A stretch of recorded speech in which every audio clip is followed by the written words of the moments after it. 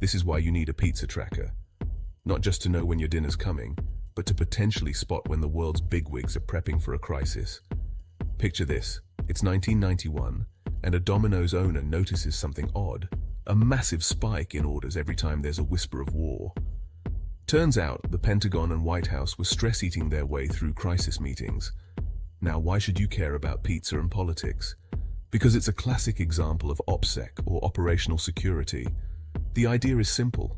Sometimes the little things can reveal the biggest secrets. Imagine a soldier's girlfriend posts online about missing her beau, then, weeks too early, celebrates his graduation. An enemy analyst pieces these snippets together, and voila, they've sniffed out a potential vulnerability. And here's a kicker.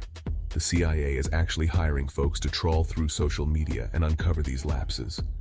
They call it open source targeting, and they're willing to pay big bucks for it. So, next time you order a pizza, remember, you might just be crunching more than crust. You could be onto a slice of international intrigue. That's the power of the pizza meter.